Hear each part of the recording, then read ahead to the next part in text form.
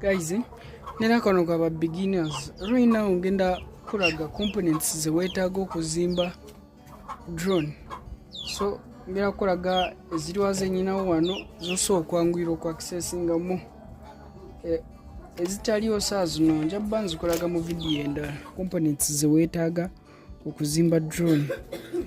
So kenkolage wano component esookerwako obudde obusinga zibeera motors oba ze providing like ze ziringa engine nga bwolaba emmotoka ezitambula. Motors ze providing that energy bagwe gulinga omutima gwa zino drones. Ate nga drones zikozesa brushless motors most of the times, yeah, because drones enene zisinga kukozesa brushless motors. Then brushed motors zikozesebwa mu micro drones buno obutine ennyo boza butera kukozesebwa nnyo mu like hobbies ebintu ng'ebyo, naye kino kye tulinako at first like the frame and motors tulinawo at first. Ndowooza oba obiraba frame yange eri made up of wano plywood makati, then later zino rulers, best rulers oba zimanyi bulungi, best rulers za centimeters 3 naye nga wano nze nali ngezako fixinga drone nga it is a 5-inch drone freestyle zoba kafuna. So ovudde ku frame ne motors ojja kwetaaga ESCs. Kisinzira drone gy'ogenda ozimba erina motors mmeka. Yange erina motors 4, that is a quadrocopter. So njabba neetaaga ESCs 4. Kitegeera enemu zino 2 zino 3 ezidirawo eziri adde zino jasna nabye nazijjako just kuyigirako ebintu ng'ebyo zimuzayo nooneka, naye oba weetaaga ESCs 4 as part of the components. Later nja kwetaaga battery as the power system oba power source.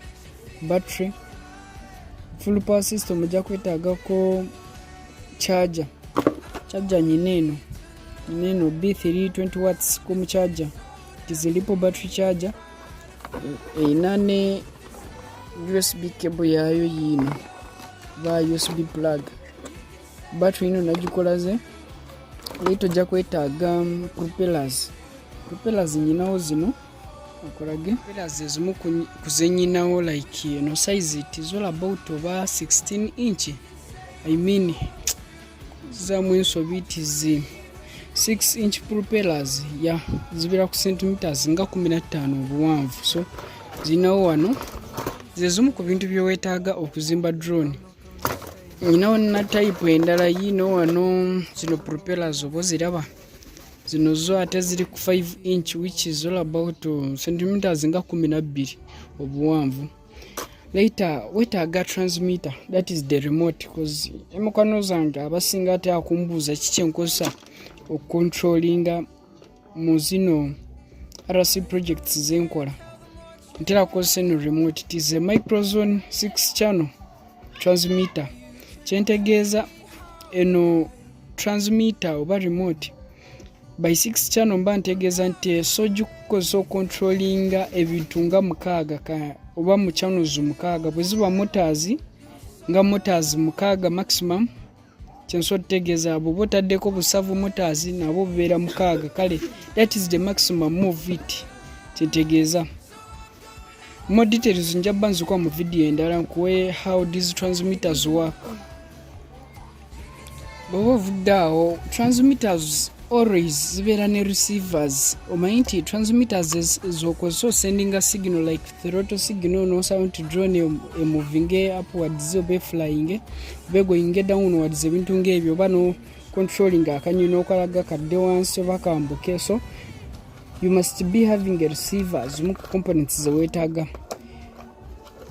Enyange gyenkola ze transmitter ina kano ka receiver kikamu kenkozesa okalaba microzone wano ko kaliko 7 channel receiver. By 7 channels zino channels omukaaga ezisooka eri remote zekolamu, then the eneyo musanvu eriko M point bus. It is M point bus. So bino njabba ngamba it is kali like extra channel naye emigaso zaayo njabba nzikugamba mu video endala, naye channels eno zibeera mukaaga maximum. That is it. Later you need a camera. Ezimu components ezimba drone. And for beginners, you may not need a camera because you want it to fly just at first. That is what you need. Ebintu ebira byowetaaga dabe LEDs togenda zetaaga for now. You need a power distribution board. Obaba teyaziyita PDB. Nsooke njijjemu ngikolage. PDB gyembadde ngamba yino eno kale nali njigirako kyensobola okugamba kale bweziti bwe zirabika naye eno gira nti tis second hand oba already used. Zino PDBs oba zetuyita power distribution boards zikuyambako okudistributinga power ku motors oba like from the battery nga bwenkolaze nejja amasanyalaze wano ku battery negassa eno power distribution board. Then buli ESC nefunako like ESC zinya nezifunako amasanyalaze nezisupplyinga each and every motor eri oba each and every component joina ku drone nga like GPS sensors ebintu ngebyo. Later chanso okugamba ku PDB ndabe PDB zinako more information enjabba mu video endala nga nkola some details because civil readings zola abantu ogenda zitegera nga bino VTX togenda bifuna bulungi right now because jabba mbikunyonyola. Later you need a flight controller. That is one of the most important parts of components. It is the flight controller. Kanka kunonyeza nako wekali wano so kenka gem. So here is the flight controller.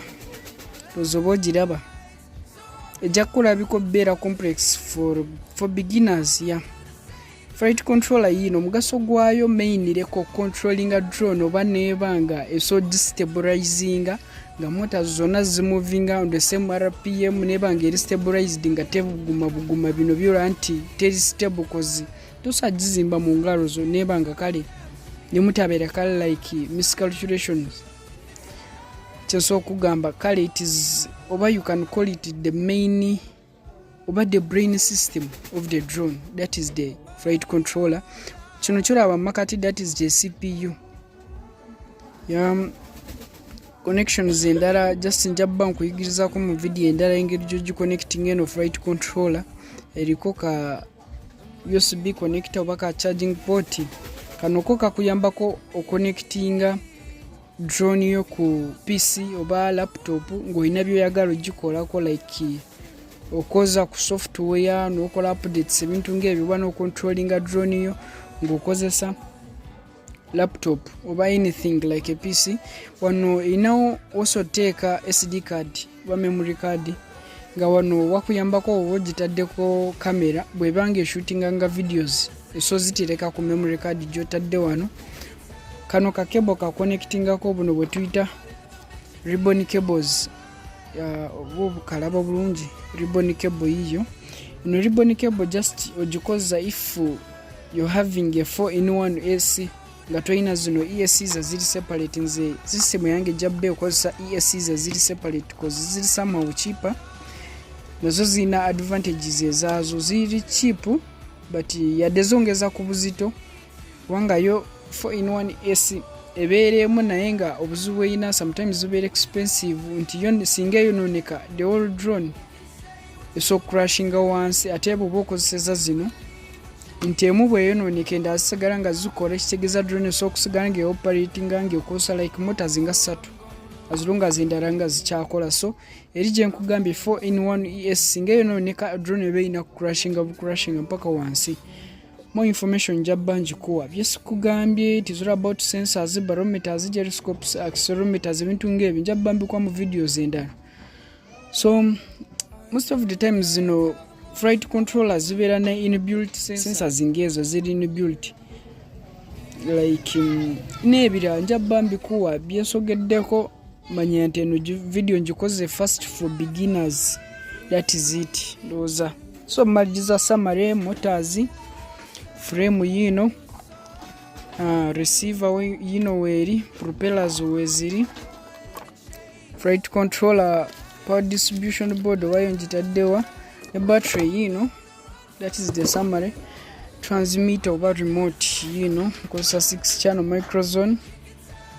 Wow, that is it. More information jabba njikuwa.